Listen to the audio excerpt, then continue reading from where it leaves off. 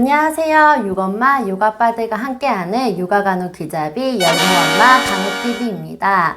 만나서 반갑습니다. 신생아 집단 감염을 유발시키는 이거, 신생아시 조리원, 어린이집 등 단체 생활하는 우리 아기들을 위협하는 이거, 바로 로타바이러스입니다. 이번 강의 주제로 선정해 봤는데요. 다들 들어보셨을 거라 생각하는데요. 신생아실이나 조리원, 어린이집 등 단체 생활하는 곳에 집단 감염 사례가 많습니다. 단체 생활하는 아기가 있는 양육자분들은 아마 잘 알고 계실 거라 생각이 드는데요. 이 열무는 생후 일주일도 안 돼 로타바이러스에 노출된 적이 있습니다. 출생과 동시에 고관절 이형성증으로 인해 대학병원의 신생아 집중치료실에 일주일 정도 입원 치료를 하게 되었는데요. 대학병원에서 치료 후 조리원에 들어가기 직전에 분변 검사를 진행했는데 바로 로타바이러스가 나왔습니다. 다행인지 집중치료실에 함께 있던 다른 아기들은 괜찮았고 이유를 모른 채 저희 열무만 로타바이러스에 감염이 되었더라고요. 그리고 하필 제가 예약한 조리원에는 로타바이러스 등으로 인한 격리가 필요한 아기들을 위한 격리실은 따로 없었습니다.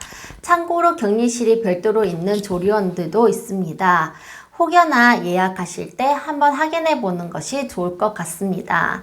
아무튼 저는 할 수 없이 산후조리원은 못 가고 바로 집에 와서 산후조리를 시작했는데요. 로타바이러스는 출생과 동시에 아주 저에게 강인한 인상을 남긴 질병이랍니다. 이제 로타바이러스에 대해 질의응답식으로 간단히 알아보도록 하겠습니다. 로타바이러스 감염증은 영유아에게 자주 발생하는 위장감염의 원인이 되는 바이러스입니다. 장염을 유발할 수 있는 바이러스로 구토, 설사, 고열, 복통 등 증상을 동반할 수 있는데요. 대부분의 아기들은 5세 이내에 한 번쯤 걸리는 흔한 질병입니다. 하지만 드물게 증상이 심할 경우 탈수로 이어져서 사망에 이를 수 있는데요. 다행히 치사율은 높지 않은 편입니다. 아무튼 주의해야 할 바이러스임이 틀림없습니다. 로타바이러스는 누구에게 주로 걸리나요? 로타바이러스 감염은 대부분 영유아에게 감염을 일으킬 수 있고 특히 2세, 3세 영유아에게 가장 많이 발생합니다.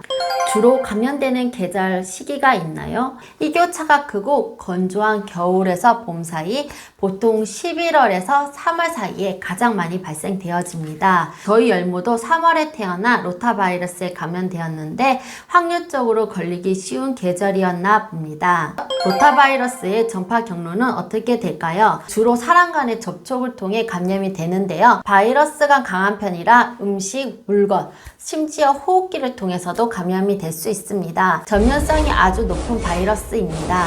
그럼 로타바이러스 증상은 어떻게 될까요? 로타바이러스의 증상은 보통 감염 후 1일에서 3일 후에 나타납니다. 처음에는 구토, 고열로 인해 감기처럼 보이지만 복통이라든지 설사 증상이 나타나는데요. 설사는 4일에서 8일 정도 지속됩니다. 그리고 잦은 설사 및 구토로 탈수 증상이 일어날 수 있는데 간혹 탈수를 걱정해서 수분기가 있는 과일이나 주스를 아기에게 주는 엄마들도 있는데요. 당분이 많이 섭취하게 되면 오히려 설사를 더 유발할 수 있어 먹이지 않는 것이 좋습니다. 탈수 현상이 발생한다면 병원에서 수액을 맞는 것이 가장 좋은 방법입니다. 또 다른 한편으로 감염이 되어도 무증상인 경우가 있습니다. 저희 열무와 같은 케이스인데요. 로타바이러스에 걸렸지만 구토, 고열, 설사 증상, 탈수 현상 등은 전혀 발생하지 않았습니다. 저희 열무와 같은 경우에 다행히 무증상이었고 보조기도 착용하고 있는데 설사까지 하고 아팠다면 정말 상상이 안 되네요. 로타바이러스의 치료 방법은 어떻게 될까요? 특별한 치료 방법은 없습니다.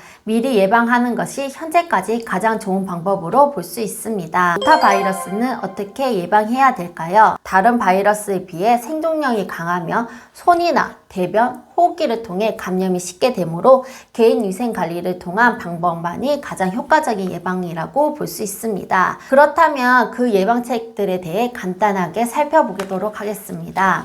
첫째, 손을 올바르게 그리고 아기를 키우는 내내 씻어주어야 합니다. 흐르는 물에 비누나 세정제로 30초 이상 손 씻기를 해야 합니다. 특히 기저귀를 가는 동안에 대소변 처리를 하고 난 직후 수유하기 전에 꼭 손을 씻어야 합니다. 그 외에도 위생상 필요하다고 생각되는 모든 순간에 잊지 마시고 손을 씻어주는 것이 가장 좋습니다. 둘째, 안전한 식생활을 지키기입니다. 물을 끓여 마시고 음식을 반드시 익혀 먹을 것을 권장합니다. 셋째, 로타바이러스에 감염된 환자와 접촉을 제한합니다. 만약 자녀들 중 한 명이 로타바이러스에 걸렸고 다른 한 명이 괜찮다면 서로 격리시킬 필요가 있습니다. 가족 중 코로나 바이러스에 걸렸을 때와 유사하게 대처하면 좋을 것 같습니다. 넷째, 아기가 밀접하게 접촉하는 장난감, 각종 육아용품을 자주 소독해주는 것이 좋습니다. 여기서 효과적인 소독 방법을 말씀드리고자 합니다. 염소 소독은 효과가 있는 것으로 알려져 있는데요. 질병관리본부에서 염소 소독액을 만드는 방법을 참고하여 설명드리겠습니다.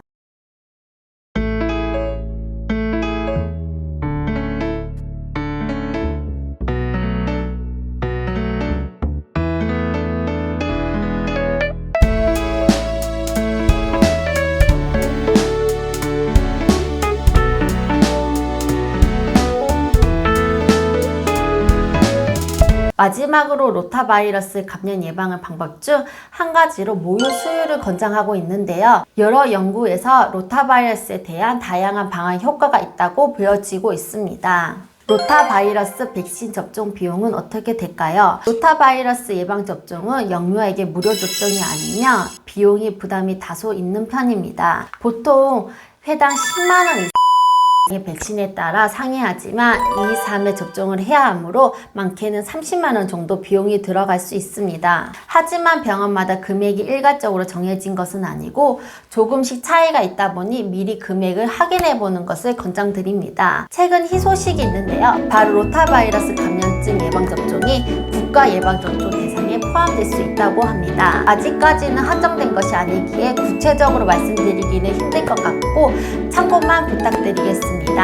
그 외에도 최근 일부 지자체에서 무료 접종을 해주는 곳이 있다고 하니 잘 알아보셔서 혜택을 받을 수 있었으면 좋겠습니다. 영유아 로타바이러스 백신은 어떤 것들이 있을까요? 로타릭스와 로타텍 두 가지 종류가 있는데요. 가장 큰 차이점은 접종 횟수의 차이입니다. 로타릭스는 2회 접종이고 로타텍은 3회 접종을 하는데요. 그러다 보니 접종 완료 시기가 2달 정도 차이가 납니다. 그리고 로타릭스는 항체가 빨리 생기지만 로타텍은 항체가 빨리 생기지 않는데요. 대신 예방 범위가 로타릭스에 비해 넓다는 특징을 가지고 있습니다. 그 외 예방 효과는 둘 다 비슷하지만 아주 좋은 편이며 둘 다 물약으로 되어 있어 경구로 복용하는 공통점을 가지고 있습니다. 참고로 로타릭스와 로타텍 둘 다 보유하고 있는 병원도 있지만 한 가지만 보유하고 있는 병원도 있다는 점 참고하시면 될 것 같습니다.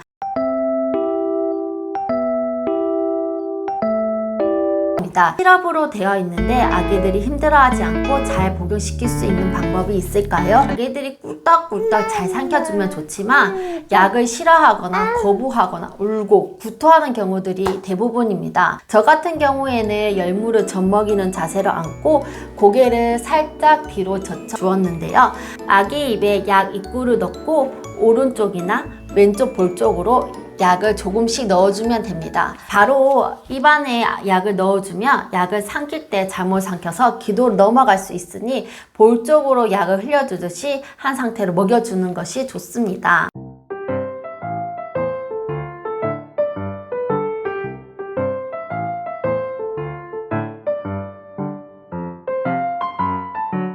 우리 아기 로타바이러스에 걸렸는데 접종을 해야 할까요? 네. 접종을 하는 것을 권장합니다. 로타바이러스는 한 종류만 있는 것이 아닙니다. 그렇기 때문에 한번 로타바이러스에 걸렸다고 해도 다른 종류의 로타바이러스에 걸릴 수 있어 접종하는 것이 좋습니다. 의사, 간호사가 지나치게 권한다는 이유, 백신의 필요성을 못 느끼는 경우, 접종 비용이 다소 높은 망설이다가 안 하는 경우 등이 있는데요. 로타바이러스는 아주 드물기는 하지만 생명에도 위협을 줄 수 있다는 바이러스라고 합니다. 이 때문에 6주 이후에 백신 접종을 하는 것을 강력하게 권장드리고요. 앞서 설명드린 예방을 통해 로타바이러스에 감염 대비를 할 수 있었으면 좋겠습니다. 우리 예쁜 아기들이 아프지 않고 건강하게 쑥쑥 성장했으면 좋겠습니다. 이번 영상은 여기까지입니다. 감사합니다.